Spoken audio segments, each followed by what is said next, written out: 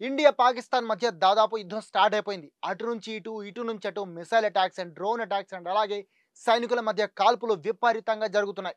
ముఖ్యంగా మనం ఎప్పుడైతే పహల్గామ్ అటాక్ తర్వాత దానికి ప్రతీకారంగా పాకిస్తాన్‌లో ఉన్న 9 ముఖ్యంగా పీఓకేలో ఒక 5 అండ్ పాకిస్తాన్‌లో ఉన్న పాకిస్తాన్‌లో ఉన్న 4 టెర్రరిస్ట్ క్యాంపుల పైన అటాక్ చేసి అక్కడ ఉన్న టెర్రరిస్టులని దాదాపు ఒక 100 మందికి పైగా చంపేసామో, దానికి వ్యతిరేకంగా పాకిస్తాన్ ఫస్ట్ నుంచి కూడా మంగళవారం ఎప్పుడైతే మనం అటాక్ చేసామో అక్కడి నుంచి కూడా పాకిస్తాన్ దీనికి వ్యతిరేకంగా మేము ప్రతీకారం తీర్చుకుంటామని 2 రోజులుగా చెప్తూనే ఉంది. అండ్ అలాగే ఎల్ఓసి వెంబడి విపరీతంగా కాల్పులకు షెల్లింగ్‌కి తెగబడుతోంది. అలాగే పాక్ ఆర్మీ కాల్పులో ఇప్పటికే దాదాపుగా 15 మంది స్థానిక ప్రజలు అండ్ ఒక ఆర్మీ జవాన్ కూడా చనిపోయారు.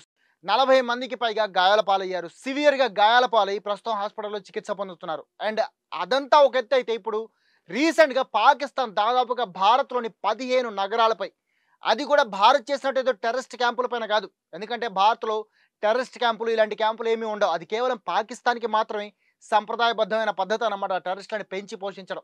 సో పాకిస్తాన్ ఇండియాలో ఉన్న ప్రజలు నివసించే స్థావరాలపైన ముఖ్యంగా ఎయిర్‌పోర్టులు అండ్ అలాగే సైనిక స్థావరాలపైన అటాక్ చేసింది. దాదాపుగా అటు జమ్మూ కాశ్మీర్ నుంచి ఇటు గుజరాత్ వరకు 15 స్థావరాలపైన పాకిస్తాన్ ఈ అటాక్ చేసింది. అవంతిపుర, శ్రీనగర్, జమ్మూ, పఠాన్‌కోట్, అమృత్సర్, కపుల్థలా, జలంధర్, లుధియానా, ఆదంపూర్, బఠిండా, చండీగఢ్, నాల్, ఉతర్లయి, భుజ్. అంటే దాదాపుగా జమ్మూ కాశ్మీర్ నుంచి పంజాబ్, రాజస్థాన్ మీదుగా గుజరాత్ వరకు ప్రతి మెయిన్ నగరంలో కూడా పాకిస్తాన్ అటాక్ చేసింది. అయితే పాకిస్తాన్ దీనికోసం దాదాపుగా ఎన్నో మిసైళ్లను ప్రయోగించింది. వాటన్నింటిలో దాదాపుగా 8 మిసైళ్లని భారత్ దగ్గరున్న అద్భుతమైన ఎయిర్ డిఫెన్స్ సిస్టమ్ S-400 వాటన్నింటిని దాదాపుగా 8 మిసైళ్లని కంప్లీట్‌గా గాల్లోనే పేల్చేసింది S-400. అంతేకాకుండా పాకిస్తాన్ చేసిన ఈ మిసైల్ అటాక్స్‌కి ప్రతీకారంగా ఆల్రెడీ లాహోర్ అండ్ రావల్పిండిలో ఉన్న వాళ్ళ డిఫెన్స్ సిస్టమ్‌ల మీద, ముఖ్యంగా ఎయిర్ డిఫెన్స్ సిస్టమ్‌లు ఏవైతే ఉన్నాయో మనకి S-400 ఎలాగో అలాగే వాళ్ళ దగ్గర HQ-9 అనే చైనా ఇచ్చిన ఎయిర్ డిఫెన్స్ సిస్టమ్ ఉంది. అవి లాహోర్ అండ్ రావల్పిండిలో ఉన్నాయి. వాటిని రెండింటిని కూడా డ్రోన్ అటాక్ తోటి ఇండియా పేల్చి పారేసింది. సో ఇప్పుడు దాదాపుగా పాకిస్తాన్ దగ్గర ఎయిర్ డిఫెన్స్ సిస్టమ్ లేదు. అలాగే నేవీ పరంగా తీసుకుంటే అంటే అరేబియా మహాసముద్రంలో మన air craft carrier INS Vikrant and అలాగే ఒక కంప్లీట్ వార్‌షిప్స్ అన్నీ కూడా అక్కడ మోహరించాయి పాకిస్తాన్‌ని.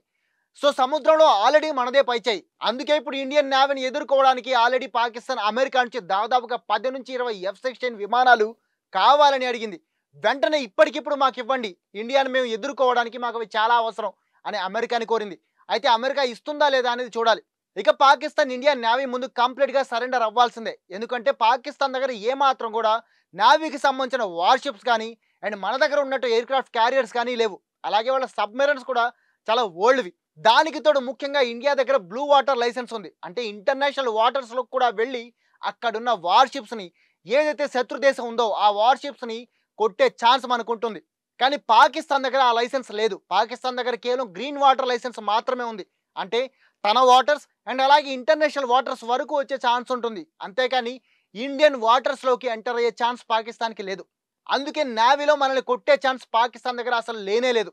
ఒకవేళ అమెరికా దయదలిచి ఆ F-16 ఇస్తే వాటితో కూడా మన నేవీని పాకిస్తాన్ కొట్టగలదా లేదా అనేది డౌటే. ఇక ఎయిర్ ఫోర్స్ విషయానికొస్తే ఎయిర్ ఫోర్స్ విషయంలో కూడా మనం పాకిస్తాన్ కంటే చాలా స్ట్రాంగ్‌గా ఉన్నాం. రీసెంట్‌గా మన దగ్గరికి రఫేల్ యుద్ధ విమానాలొచ్చాయి. వీటిని ఎదుర్కోవడం పాకిస్తాన్ దగ్గర ఉన్న ఏ విమానానికి సాధ్యం కాదు. ఎందుకంటే రఫేల్ యుద్ధ విమానాలు 4.5 జనరేషన్‌కి సంబంధించినవి. అండ్ పాకిస్తాన్ దగ్గర ఉన్న F-16 4th జనరేషన్‌కి సంబంధించింది. సో మన దగ్గర మనం MiG-21తో కొడితేనే వాళ్ళ F-16 పడిపోయింది.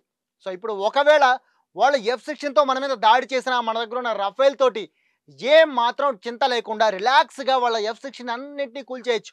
ఇక దీనికి తోడు రష్యా నుంచి మనం తెచ్చుకున్న S-400 ఏదైతే ఉందో మిసైల్ డిఫెన్స్ సిస్టమ్ ఇది. ఎయిర్ డిఫెన్స్ సిస్టమ్ ఇండియా మొత్తాన్ని కూడా ఇజ్రాయెల్ దగ్గర ఉన్న ఐరన్ డోమ్ ఎలాగైతే ఆ దేశాన్ని కాపాడుతుందో సేమ్ అలాగే మన S-400 air defence system and more over మన దగ్గర already BMD phase 1 air defence system కూడా ఉంది. దీంట్లో ఉండే ఆకాష్ మిసైల్స్ తోటి మన గగనతలంలోకి ఏ మిసైల్స్ వచ్చినా శత్రు దేశం వైపు నుంచి వాటన్నిటిని కొట్టొచ్చు. ఇవి లాంగ్ రేంజ్ నుంచి 5000 కిలోమీటర్ల దూరంలో ఉండగానే అవతల శత్రు దేశం ప్రయోగించిన మిసైల్స్‌ని గుర్తించి వాటిని ట్రాక్ చేసి నేలకు కూలుస్తాయి. అండ్ అలాగే ఈ BMD S-400 తోటి మన ఎయిర్ డిఫెన్స్ చాలా పటిష్టంగా తయారైంది. సో అందువల్లే ఇప్పుడు పాకిస్తాన్ ప్రయోగించిన ఆ 8 మిసైల్స్‌ని ఈజీగా కూల్చగలిగాం. అయితే ఇక్కడ విచిత్రం ఏంటంటే మన డ్రోన్స్ కంప్లీట్‌గా లాహోర్ అండ్ రావల్పిండి లోపల వరకు వెళ్ళి అక్కడ పాకిస్తాన్ దగ్గర ఉన్న ఎయిర్ డిఫెన్స్ సిస్టమ్ ఏదైతే HQ-9 air defence system China నుంచి తెచ్చుకుందో వాటిని కంప్లీట్గా డిస్ట్రాయ్ చేస్తున్న అప్పటి వరకు మన డ్రోన్స్ని వాళ్ళు గుర్తుపట్టలేకపోయారు. అయితే ఈ విషయంలో మనం కంప్లీట్గా ఇజ్రాయెల్కి కృతజ్ఞతలు చెప్పాల్సిందే. ఎందుకంటే ఇజ్రాయెల్ డ్రోన్స్తోనే మనం ఇంత స్టెల్త్ అటాక్ చేయగలిగాం పాకిస్తాన్ మీద. చాలా high level security and high level modernisation and high level stealth system ఉండడంతో ఈ డ్రోన్లని పాకిస్తాన్ ఎయిర్ డిఫెన్స్ సిస్టమ్ గుర్తించలేకపోయింది. వాళ్ళ రాడాలు ఏ మాత్రం వీటిని పసిగట్టలేకపోయాయి. అందువల్లే ఈ డ్రోన్లు నేరుగా వెళ్ళి పిన్ పాయింట్ రేంజ్లో వేటినైతే టార్గెట్ చేశారో ఆ HQ-9 ఎయిర్ డిఫెన్స్ సిస్టమ్లని క్లియర్గా కంప్లీట్గా నాశనం చేసేసాయి. అయితే ఇది డ్రోన్ అటాక్ కావడంతో అది కంప్లీట్గా పిన్ పాయింట్ చేసిన టార్గెట్ని మాత్రమే బ్లాస్ట్ చేసింది. దాని చుట్టూ ఉన్న జనాలకు కానీ ఆ చుట్టూ ఉన్న స్థావరాలకు కానీ అంటే జనావాసాలకు కానీ ఏమాత్రం ప్రమాదం జరగకుండా చూస్తూ కేవలం డ్రోన్ అటాక్ కాబట్టి ఆ సిస్టమ్ని మాత్రం డిస్ట్రాయ్ చేసింది. అయితే పాకిస్తాన్ ఈ డ్రోన్లలో ఒకదాన్ని ఇజ్రాయెల్ ఇచ్చిన డ్రోన్గా అండ్ దాన్ని ఇండియా ప్రయోగిస్తే దాన్ని మేము కూల్చేసామంటూ ప్రకటించుకుంటోంది. అండ్ అలాగే ప్రపంచ దేశాలన్నీ కూడా ఈ వార్ని ఆపాలని చెబుతున్నా, ముఖ్యంగా పాకిస్తాన్ ఇండియా శాంతియుతంగా చర్చలు జరుపుకోవాలని యుద్ధాన్ని వెంటనే ఆపాలని చెప్తున్నా ఒక ఇజ్రాయెల్ మాత్రం ఇండియాకి చాలా సపోర్ట్గా నిలబడింది. టెర్రరిస్టులు ఎక్కడున్నా వాళ్ళని అంతం చేయడం ప్రతి ఒక్క దేశం చేయాలని అండ్ ఇండియా అదే చేస్తుందని, అందుకని మా సపోర్ట్ కంప్లీట్గా ఇండియాకు ఉంటుందని చెప్పింది. సో ఇక చూడాలి పాకిస్తాన్ దీనికి ఎలాంటి కౌంటర్ అటాక్ ఇంకా చేయడానికి ట్రై చేస్తుందో లేదంటే ఓటమిని అంగీకరించి సైలెంట్గా కూర్చుంటుందో. అయితే పాకిస్తాన్ పరిస్థితి చూస్తుంటే ఏమాత్రం సైలెంట్గా కూర్చునేటట్లేదు. ఇండియా చేసిన అటాక్కి అండ్ ఇండియా మీద తను చేసిన అటాక్ ఫెయిల్ అవడంతో సిగ్గుతోటి ఖచ్చితంగా ఇంకో అటాక్ చేసే ఛాన్స్ ఉంది అండ్ దాన్ని ఎదుర్కోవడానికి ఇండియా కూడా రెడీగా ఉంది. మరి చూడాలి ఏం జరుగుతుందో. అండ్ ఇప్పటికే పాకిస్తాన్ మీద భారీ స్థాయి సైనిక చర్యని స్టార్ట్ చేసింది. వందల కొద్ది మిసైళ్లను లాహోర్, రావల్పిండి లాంటి నగరాలపై ప్రయోగించింది. అండ్ భారత్ చేస్తున్న ఈ దాడులతో ఆల్రెడీ పాకిస్తాన్లో దీపావళి మొదలైపోయింది.